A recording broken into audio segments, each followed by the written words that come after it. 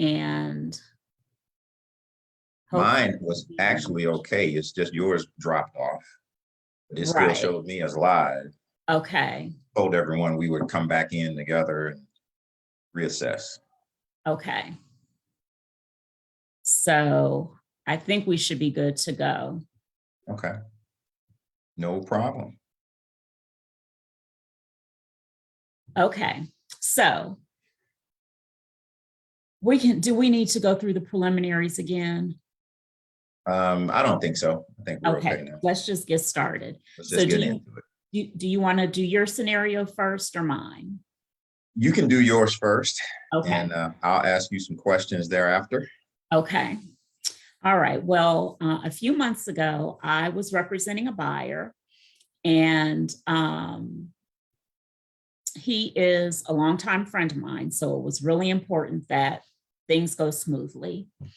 And we found a property. He put an offer on it. The seller accepted his offer. Initially, it seemed like the agent was going to be, fairly easy to deal with. But boy, was I wrong. She is one of those, what I'm going to call a secret agent. She doesn't answer her phone. She doesn't respond to text messages in a timely fashion. She doesn't respond to emails. And one of the issues that we encountered on this transaction was that for whatever reason, when the lender went to pull the Equifax credit report, they kept getting an error message. And they ended up having to escalate this to the upper echelons of Equifax to get it resolved. And it took a lot longer than it probably should have. But long story short, we were up on the expiration of the financing contingency period, and they couldn't even send the file to underwriting without the Equifax credit report. Mm-hmm. So we needed to extend the financing contingency period, and we needed to extend the closing date. And so I'm calling this agent, trying to find out if her seller is going to agree. She's not responding. So finally I said, you know what? The financing contingency period is about to expire. And we were only a few days from closing, maybe 5 or 7 days from closing. So I'm just going to prepare the amendment so she can have it before the financing contingency period expires. And that was a Friday that I sent it to her. No response all day Friday, no response Saturday. I'm calling, I'm texting, I'm emailing, no response whatsoever. And so I'm getting worried, like, okay, what is going on? Because I didn't want my client to lose his earnest money. He had put down $7,500 earnest money. And, like I said, he's a friend of mine. We've known each other since I was in 8th grade. And I think he might've been 2 years younger than me. So, it was just super important to me that nothing go wrong on this deal. Of course. Well, on Monday, when I still couldn't get in contact with the agent, something told me to check the multiple listing service. And I'm not going to go into all the other issues that I had with this woman, but I will say this. I checked the multiple listing service. And why has the status been changed from pending to active? Oh, my. Yeah. Oh, my. Oh, wow.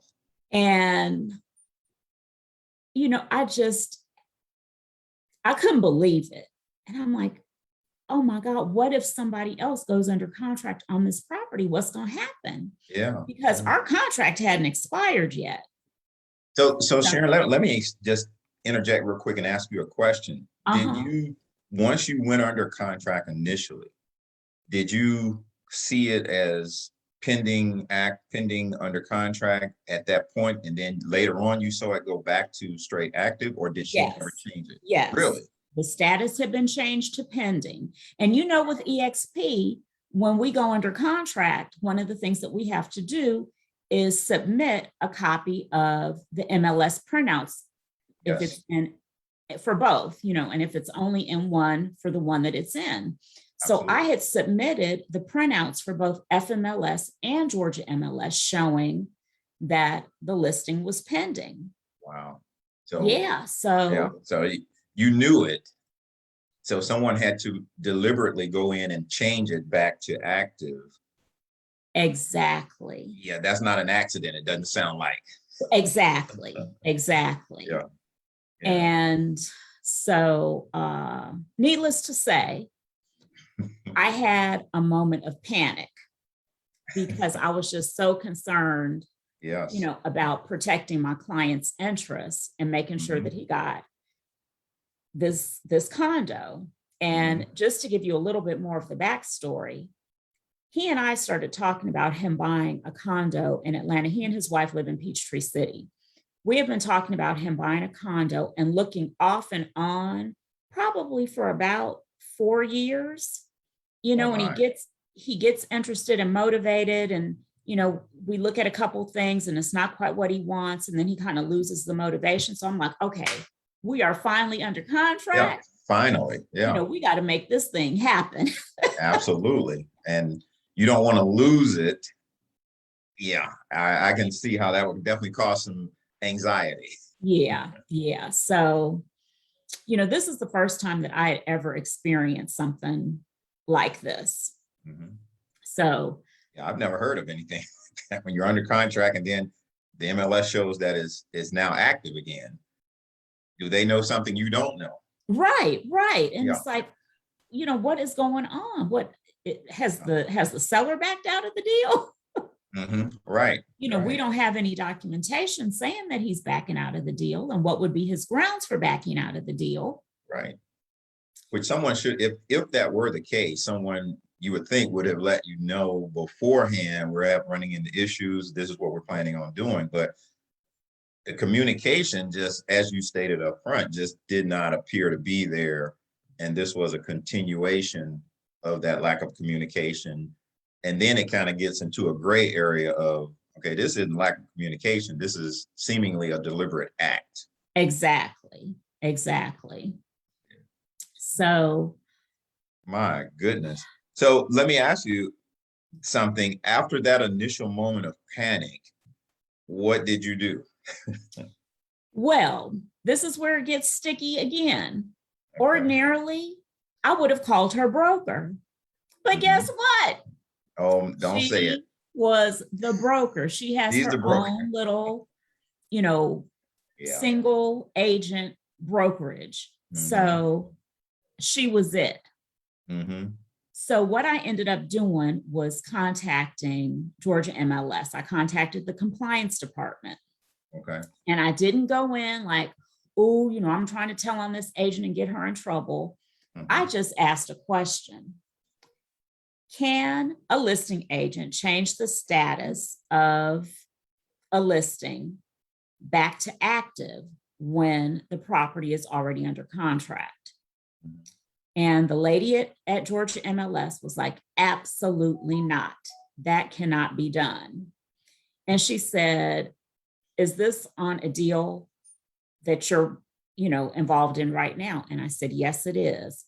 And so she asked me some questions, asked me for the listing number, asked me to send her a copy of the contract, what's the expiration date on the contract, yada, yada, yada. I gave her all that information. And she said, once I have that contract, I'll look at it. And she wanted all the amendments to the contract as well. Right. She said, Okay. I'll review all of that. And if everything is as you say it is, I will change the status back to pending. So I sent her all that stuff. And I'd say maybe 10 or 15 minutes later, she called me back.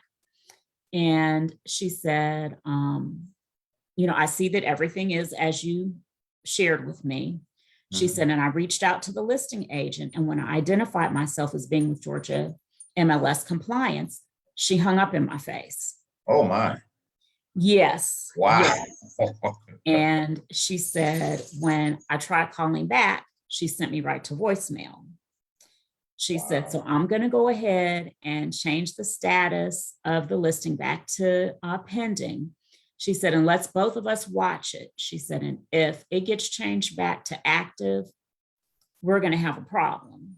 Well, while Hmm. I'm on the phone having the conversation with the lady at Georgia MLS Compliance, I get a call from the listing agent. And I How just let it ironic. go to voicemail. And when I finished with compliance, I called her back and she was real quick to say, oh, I had to take a few mental health days, and my seller asked me to change the status back to active so he could get some backup offers because he's just not feeling real secure, with your buyer. And I'm like, well, my buyer is well qualified. I've explained to you that the issue is with Equifax. It's not with his ability to qualify. It's with Equifax not being able to produce the credit report. That's an internal glitch at Equifax that doesn't have anything to do with my client. Mhm. But long story short, she never changed it back to active again. Thank goodness. I wonder why. Yeah. But but you bring up a good point though that I wanted to go a little deeper into. You said that the seller informed her that he wanted some more backup offers, which is yes. understandable. Okay. My question would be, one, it sounds like she didn't know that she can't do that because that would put her in jeopardy from a compliance standpoint. Right. But two, couldn't she get backup offers, or couldn't the seller obtain backup offers even though it's pending? Yes. It's under contract. Shouldn't they?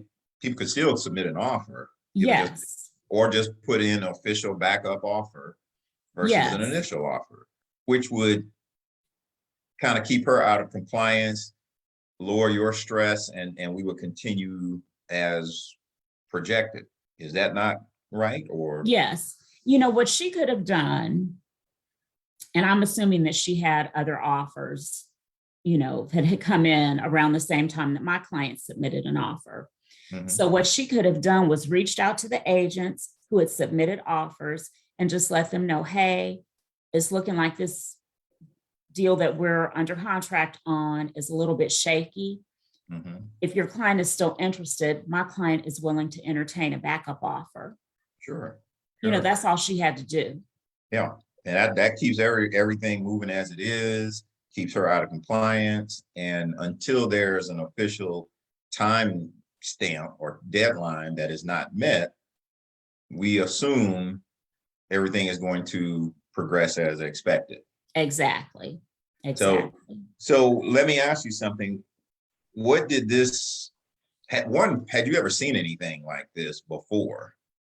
In all my 15 years, I have never experienced this. And that's one of the things that's so crazy about this business is that every time you are certain that you have seen it all, you're proven wrong. Amen There to is that. always something that happens that shocks you, surprises you, teaches you something, whatever. Yes, you learn something new every day. And that's one of the reasons that we're doing this. We're starting this series so that we can share our experiences with other agents, because one, some things will be shocking, but at the same time, you may actually learn something. You may have thought it was one way, but the actual legal interpretation is possibly different. So hopefully this will be helpful. And that was definitely helpful for me. I've never heard anything like that. And hopefully she has learned something as well. So I one other question. I was listening to you. Had she changed it back, it sounds like, based on what the compliance person said, I assume would have pursued her and it would have been a violation. Yes. That's what I took away from it, because she said if she changes it back to active, she's going to have a problem. Wow. Thank goodness she didn't. And then I'll just ask you, did your deal continue on, and what was the end result? It did. We made it to the closing table. My client is extremely happy and everything is good. Yay! That is awesome. Awesome. At the end of the day, it worked out. Yes, it did. Yes, it did. Good. Well, I have something similar, which may surprise you. I went through a situation. In your case, it sounded like there was a communication issue and possibly a lack of knowledge. And with the compliance person calling the other agent directly, that hang up probably was not an accident. She probably learned something in that instant. Yeah, probably.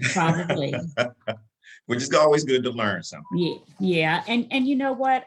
I'm not going to say that I learned something new per se. I think what it did was just re-emphasize for me the importance of conducting ourselves professionally. Yes. And being respectful of the agent on the other side of the deal, keeping the lines of communication open. I mean, I don't believe in taking a mental health day in the middle of a transaction. And sometimes things happen, you have a family emergency or whatever, but you communicate that to the other agent so that they know you might be out of pocket for an hour or two, or maybe even for a day or two. So, conducting yourself professionally. And like, for me, one of the things that I always think about is no matter what type of issue or conflict might arise between me and the agent on the other side of the deal, I don't ever want to come away, and I'm not going to say that it's never happened, it probably has, but my goal is to never have the other agent come away thinking, oh God, I hope I don't ever come across that damn Sharon Smoot again.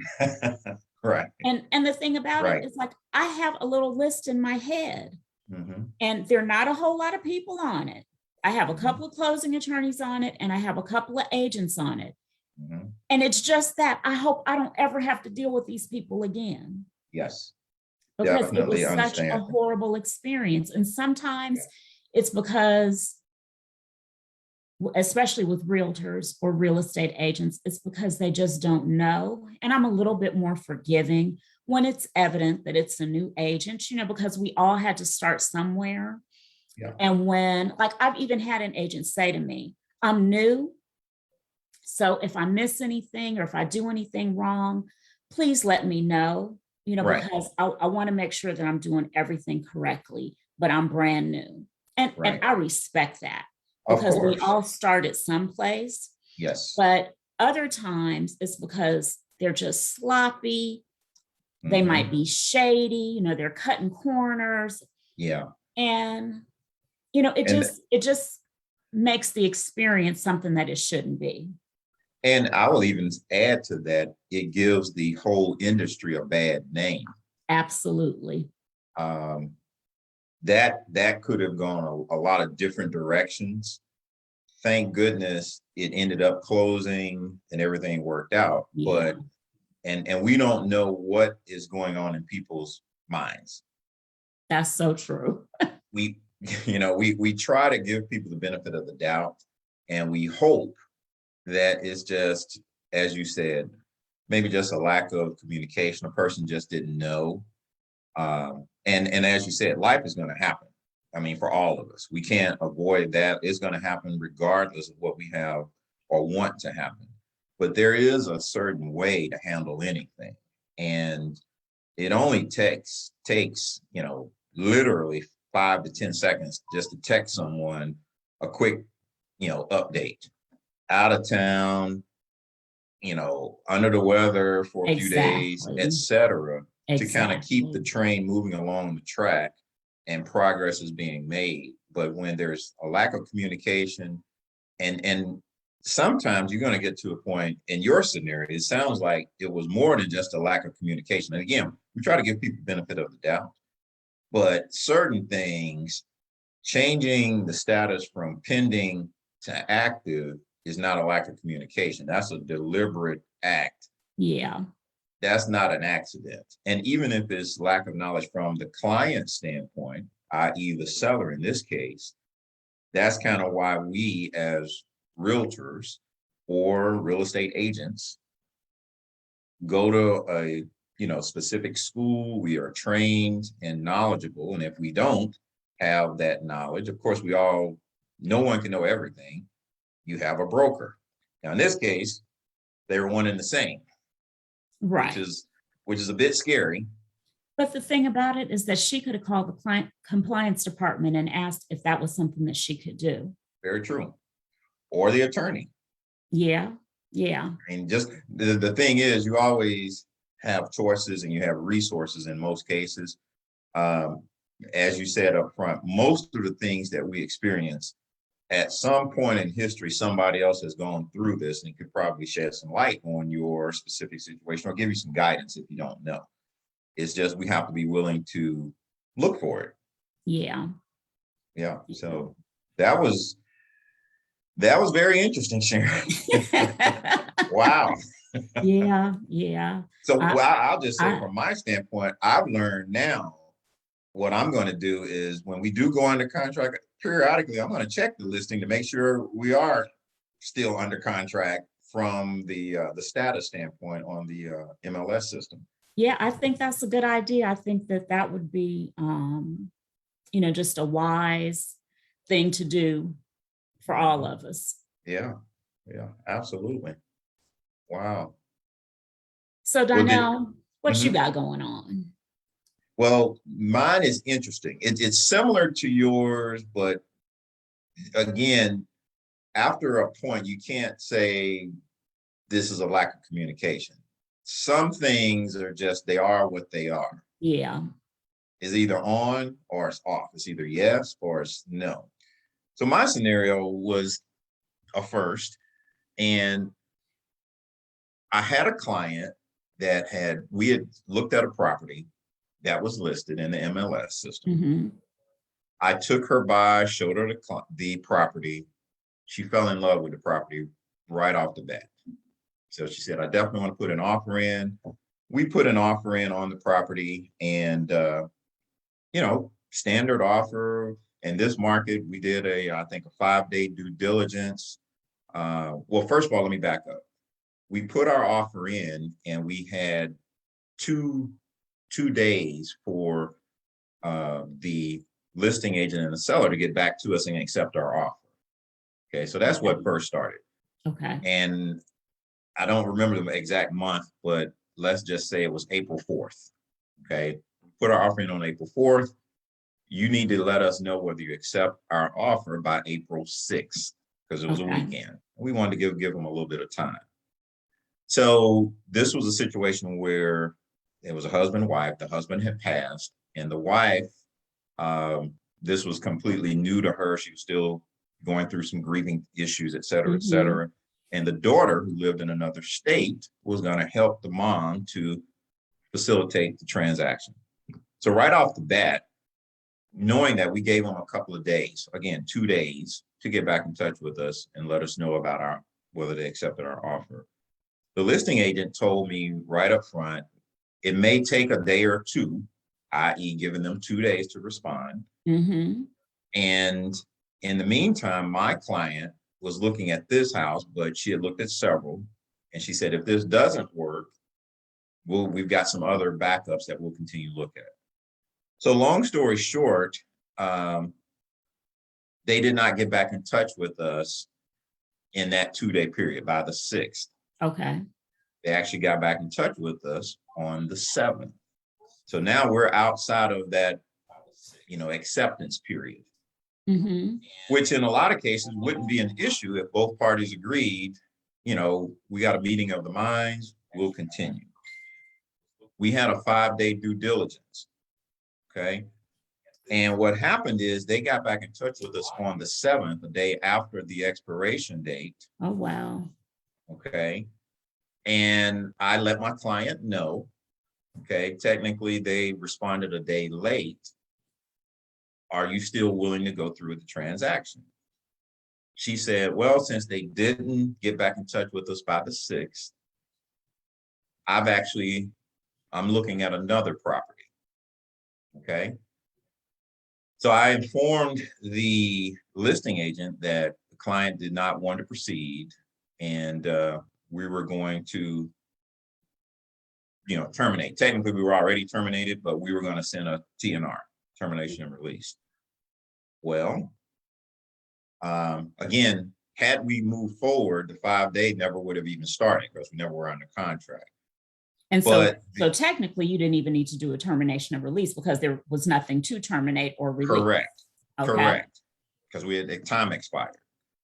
Well, the next day, the listing agent says, I went ahead just as practice and sent the termination release just to officially cancel it. The listing agent emailed me, I guess, a couple of days later and said, I never received your termination and release.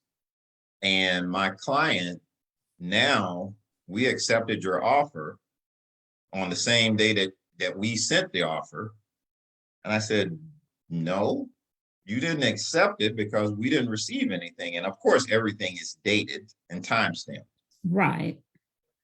Well, he sent back, and here's where it gets really interesting, an executed contract with the same date that I sent it over.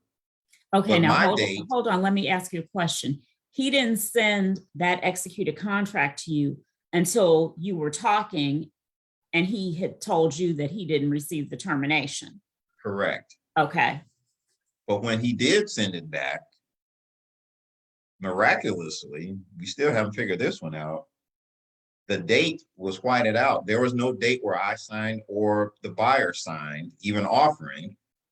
And it was just a weird situation. So again, it appears as though he signed it before we signed it on the same day that we sent it. So it was in the termination and release that we sent over, didn't have any date on it. So let me back up. The offer that we sent over it looked like from the naked eye, we signed on the 4th and he signed on the 4th. They accepted on the 4th, which then, of course, starts the 5-day due diligence period. The termination and release that I sent over, it had no date on it. It was like I just sent him a blank termination and release. Okay. So he had whited out the date where you and your client signed the purchase and sale agreement, and he had whited out the date on the termination and release? No, just the latter. He Okay. had whited out the date on the termination and release. On our initial offer, that date was still there. Okay. But he had backdated it, so it looked like we offered on the 4th and they accepted on the 4th. But he Termination didn't and release deliver. had no date on it. Okay. So it's And almost as if I just sent a blank termination and release. Okay, so he had filled in, if I'm understanding you correctly, the binding agreement date as the 4th of April. Correct. But he didn't deliver that Until- accepted offer to you until the 7th. It wasn't actually delivered until like the 9th. Oh, wow. Yeah, this wasn't just one day, because the 7th was the next day. That's when they verbally said, we're going to get it over to you, but it Okay. never actually came. Wow. It didn't actually, Wow. I didn't receive it. And luckily, this is one of the times that I was glad that I had all my emails and just a little running ledger of when things happened Mhm. to show. And, with FMLS and DocuSign and all those electronic signature programs, that date is there in the And certificate. Donell, I don't know if you're like me, but I am an email hoarder. Yes, indeed. I keep all my emails. I mean, I have emails Absolutely. probably from 5 or 6 years ago. We're not even required to keep stuff that long. 5 but or I 6 years keep ago. all of my emails. Sharon, I could show you emails from 2010. Now I would like to say that's by design, but some of that is by laziness. But in this particular case, it saved us because we had proof that when we sent it over, our signatures were on these documents. Mm-hmm. And there was an email string and a text string of messages between he and I throughout this period that proved, okay, here's a pattern. And the pattern and the intent was that we are not ready. We're waiting for someone to get back and blah, blah, blah, blah, blah, and so on and so forth. But the text messages matched the email strings. And with that, so at the end of the day, the question to me from him was, my client is expecting the earnest money. And we never even got to that part. I'm like, well, there is no earnest money because you just told us You that never you had an accepted agreement. never had an accepted agreement, for one. So there's no earnest money now and there's none forthcoming. So since it was headed in that direction, I just went ahead and tried to be as proactive as possible. And I went ahead and got some clarity from, the EXP broker. And they gave me some scenarios of, had the earnest money been sent to the attorney. One of the things they said is contact the attorney. And apparently I didn't know this. The attorney has 10 days to figure out what's going on and do a mini investigation and find out where is this earnest money ultimately going to end up, Right. the buyer or the seller. But because it never even got to the attorney is out of it completely. And then you just rely on, when was it delivered and when was it bound and so on and so forth. What was the intent? And luckily, I had all the email strings that we had talked to throughout that process backed up by text messages to show. And there's only one way to look at this. Our signatures were on there initially, yours were not. And when you sent it back on the 10th, which the email, from your service provider will prove that's when the email came in. You didn't, even though it said the 4th, that's written in, and you can even see some little patches or differences in the color of the white, whereas the paper is one white, a smooth white, and then you can tell where someone actually took white out. Oh, so you getting into all that forensic stuff. Oh yeah. When you got your career and your name and your reputation on the line, you got to get deep. And I was very deep in looking at every little creak and crevice of the paper. Because, you don't know. Again, this is your career. This is your way to make income. Yeah. And it only takes one person that doesn't understand, when you're in front of an adjudicator or a judge, they're just looking at the evidence and listening to each person's side of the story. Right. And even though you're right, you're innocent, you got everything in order, someone else could interpret that a different way, which could produce a different outcome. Yeah.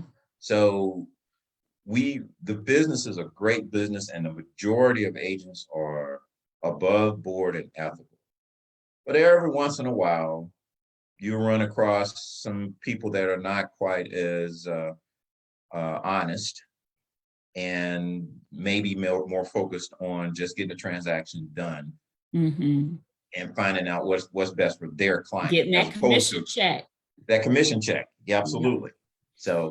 So Donell, let me ask you, you've been a realtor, what, 5 years? 4.5. 4.5 years. Have you ever seen an agent backdate the binding agreement date? I hadn't seen an agent backdate anything. And that's one of the first things you learn. Not just an agent. You can just take any general contract or agreement in general. That's kind of 101 legal law. You cannot backdate in most cases, but definitely with a real estate contract. You can't back that. That's the whole purpose of putting the date there in the first place. Well, and given that the binding agreement date is such a critical date that everything runs from the binding agreement date. Absolutely. Okay. Absolutely. Yeah. And I'll tell you, in my 15 years in the business, I've never seen anybody try to backdate that binding agreement date either. Yeah. So and Sharon, the thing you got to assume is that, or at least I would think, even if I did backdate this and the person just was busy and they overlooked it, there's probably a screenshot or a certificate from when the real signature was put on, which means Absolutely. there's going to be two documents that don't match up. One's going to have a Yeah. signature and one's not going to have it. Yeah. So if I was deliberately trying to pull the cover over someone's eyes, I would personally, and again, I don't think like a criminal, but I would just be afraid that if someone else produced a document, just like forging a signature, and that's in essence what this comes down to, I would just be afraid knowing that my signature was not authentic, or my date was not authentic, or my document, and the real one comes up. How am I going to explain this? Yeah. So, Yeah. but Yeah. yeah. Well, So that was. Let me ask you this. I mean, did you ever think about why he might have done that? Like what his motivations could have been? Like I said before, you just never know what goes through people's minds, especially in this day and age. I can only assume that they felt that either he, and again, I don't know, but either he or the seller felt like, here's an opportunity to, at worst case, have a claim or stake in someone else's earnest money. At best case, we get the earnest money and we close the deal. And I don't have to put the house, go through a lot of people seeing the house, because the house had only been on the market a few hours. Okay. But I can only assume it was commission, based as to why they would even consider doing something like that. But just like in your scenario, as an experienced agent, and this person, unlike what you were saying, was not a new agent. This is someone that had been in the business 12, 15 years. So we throw out communication. I don't think this was a communication issue. I don't think this was a lack of experience issue. There's really only one other way to look at it. This was a deliberate issue. Even if the seller didn't know, you as the representative and the experienced agent, the expert in the field, do know.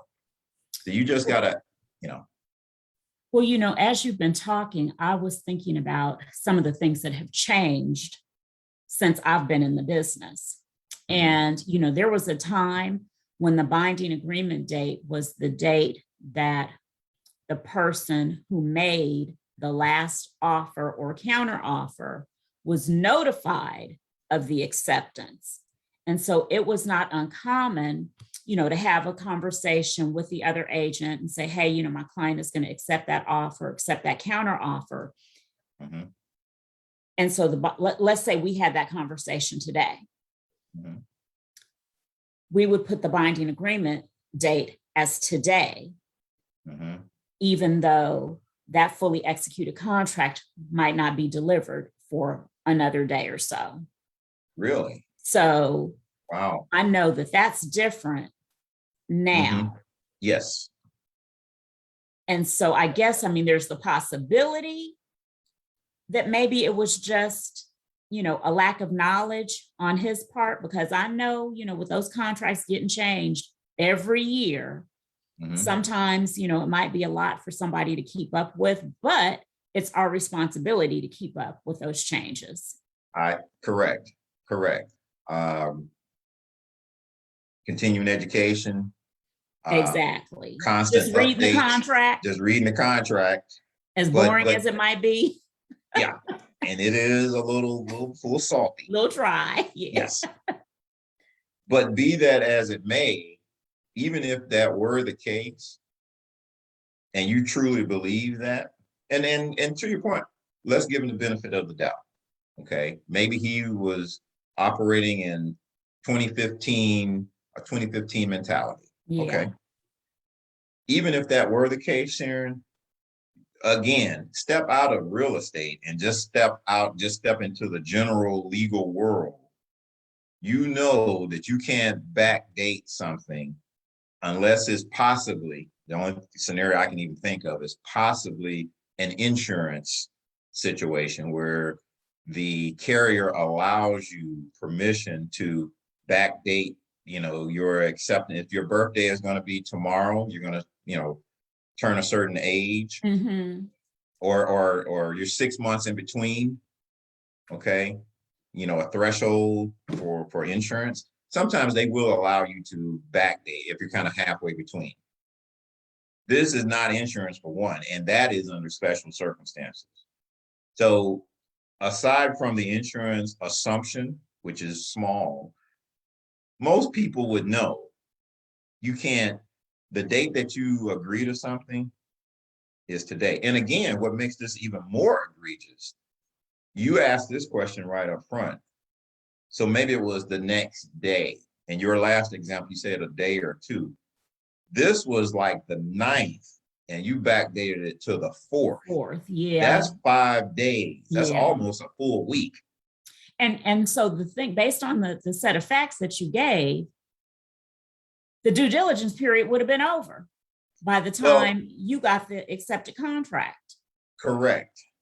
And that's again, the way that it just worked out. My initial argument is, first of all, we didn't have a binding agreement. That's first and foremost. But even if we did have a binding agreement, we still have notified you within the 5 days of the due diligence period that we wanted to terminate. And I've got proof of that because that's a unilateral termination. So I can definitely, I mean, as a backup, prove in a court of law that even if had we agreed on the 4th, which we did not, but even if we did, 5 days from there, 5th, 6th, 7th, 8th, 9th,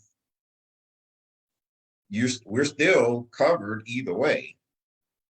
So again, why even go through all of this and risk your career and possible forgery? I mean, we haven't even gone down that path, which we don't want to. And again, our objective is not to, like you said, you know, put anybody in jail unless it's absolutely warranted. But we're not trying to do that. We're just trying to protect our client at the end of the day. You know what, honestly, who has time for all that? You know, I don't want to deal with the stress. No, not at all. You know, that any kind of legal battle entails. No. So, well, I want to touch on one thing that we talked about a brief moment ago. And this might be something that your broker or that the broker, our broker, counseled you on when you went to them. But what does the contract say about the binding agreement date? Because remember, we're trying to help other agents. And of course, this is specific to Georgia, but it is, you know, my recommendation to anybody, regardless of what state you're in, is to read that contract and understand what it says. Yes. You know, all provisions, but particularly since we're talking about the binding agreement date. What does the contract say here in Georgia about when the contract is bound? So because we were deep into this and I wanted to make sure I was operating within the proper context of the contract, I actually wrote it down and copied it, and it says paragraph C1, C4, and J and C5B. These state, party giving notice shall notify the other party of action, binding agreement acceptance date in writing. And in this case, I even had put in the specifics for our scenario. It says, these state that the party giving notice, the seller in this case, shall notify the other party, buyer in this case, of action binding acceptance date. And that never was done. Even though the seller had purchased, even though the seller dated purchase and sale, again, we'll just say April 4th, 2021, it was not delivered until 4/7 via email at a specific time period, which I have that in here as well, as evidenced. Okay. So, Georgia agents, let's be clear. The binding agreement date is the date that the acceptance of the offer or the counter offer is delivered to the other party. Correct. It's not when you talk on the phone. Nope. It's not in, a text message. Mm-hmm. It's when it's delivered in writing. And so Right. presumably that's going to be the fully executed contract. Mm-hmm. And just to further that, Sharon, it's not when the seller signs it, it's when the seller signs it and it's delivered back. Because the seller could sign it Right. on a Sunday, but you don't deliver it until Monday. That is the actual date. So, Okay. So let me ask you this. mhm. What that agent could have done to bind that agreement on the 4th was that when he called you and said, my client is going to accept the offer, he could have completed the binding agreement notification form Mhm. and completed that. And he could have put April 4th on that form and sent it to you, even though his client hadn't signed the contract yet. That is, I believe, correct. Okay. Yes. And so, I don't always use that binding agreement notification form, but that might be something else that we need to just incorporate into our standard operating procedures just to protect ourselves. Oh, yeah. Yeah. We talk a lot about protecting the client, which we have a responsibility to do. But I think we also have a responsibility to protect ourselves. And in some cases, you overlook the little things. It Yeah, might be an extra step, but that very step may just save you if you need it. It's better to have it and not need it than to wish you had it and don't have it. exactly. And so the other thing that I've been thinking about while we've been going through your scenario is what happens in a situation where the seller accepts the offer after the offer has expired. Okay. And I have had any number of situations over the years where the listing agent will say, hey, can you redo the offer and update the offer expiration date? And honestly, that's not really necessary, Right. because the buyer and the seller can elect to operate as though the contract hadn't expired. The whole purpose of that offer expiration date is so that the buyer knows if the seller hasn't responded by this date at this time, I'm free to move on to the next property. And I don't have to worry that if the seller comes back and accepts my first offer, and I've already moved on to another property and I'm under contract on that property, that I end up being under contract on 2 properties. Right. So as a lot of things in real estate, if all parties agree. Exactly. And in that scenario, what you're saying, both parties agree. Yes. So if both parties agree, we have a meeting of the minds and we continue. But I think a lot of people, and as you said, when you initially write that offer, you put a time stamp, a time expiration on it, but sometimes it's over the weekend or the person can't get back in touch. So I see that happening quite often. And in this crazy market where sellers are getting 30 and 40 and 50 offers. Yes.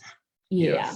Yeah. And then the other thing is that if that offer expiration date is left blank, that means that the seller has to respond within a reasonable amount of time. So what is reasonable? Is it 10 days? Is it 30 days? Whatever. So I always hate when I get an offer and it's blank, and I never send mine over blank. I'm always going to put a date in there. Same here. Same here. I mean, well, we go over these contracts, and I know you, Sharon, you're very meticulous. We don't want to leave a blank there so it is ambiguous or confusing or open-ended. We want specific times and dates. Right. So that we can always go back and reference those. Right. But yeah, it's And and reasonable is subjective, and I don't know what Georgia courts have said. I don't know if this is I'm sure, I can't even imagine that it hasn't been litigated, but sure. If 30 days is considered reasonable, then your buyer could potentially end up under contract on 2 properties. That is scary. That is very scary. Yeah. So and if that, let's touch this real quick before we end. If a realtor found his or herself in that scenario, then you as the realtor, I would think, are then opening yourself up to a liability from your client from a lawsuit, because this is something that they expected you to know about. Yeah. And you put them in a bad position. So definitely pay attention to the dates, because that would just be a bad scenario for the buyer, but also for the agent as well. Yeah, true. Well, I think that this has been pretty enlightening. And, I hope that any realtors that come across this will be like, hey, they're providing us with some useful information. Let's hope so. I hope so. And it was fun. It was not just reading from, section 9, paragraph 4. There were real life scenarios that we both have experienced, and we're just sharing with others. And I'm sure some people may have gone through similar experiences, but that's kind of the purpose of why we do this, to help share and educate. Absolutely. And before we wind this up for tonight, give us some hearts, some thumbs up if you found the information that we've shared with you tonight useful. And we are always looking for dedicated, hungry, motivated realtors to join our team. So if you're curious about what EXP has to offer, we'd love to speak with you. I am going to put my phone number and email in the chat, and Donell can do the same. And you can reach out to us. My phone number, I'm not going to give you my email address because you might mess my last name up. But my phone number is 678-446-5925. And I can't type. And Donell, what's your phone number? 404-578-6437. So you have that info, my email and phone number in the chat. Donell's going to put his email and phone number in the chat. And like I said, we are looking for some good agents to join us at EXP. EXP is amazing and has so much to offer. It really and does. I'll tell you, I moved over here after 15 years with Coldwell Banker. So I never thought I was leaving Coldwell Banker, but boom, here I am. I've been with EXP for almost a year. Awesome. And doing a fantastic job. And I too moved from a previous organization to EXP and haven't looked back. And it's just been a wonderful experience, from the stock to the revenue share. And as of this last closing, I have now capped. Woo! Yes. Awesome. Yes. So we're just excited. We've got a nice team here. We've got some other agents on our team that are doing some fantastic things. Sharon probably being one of our biggest. She is a major contributor, and her wealth of knowledge and experience has helped all of us. But we're excited and just looking to grow our team with other great agents and people of integrity. And we just want to be prosperous and share. That's one of the things that we really enjoy doing, is sharing. It's not about us being selfish. It's about us helping the whole village to rise up and share financially and from a knowledge standpoint. Absolutely. Awesome. Okay. Well, I guess that's it for tonight. Thank you so much. Thanks. Thank you, Sharon. Thank you for the good information, and we'll look to see everyone next week. Next Tuesday, 8:30 p.m. Eastern time. Awesome. Have a good night. Bye-bye.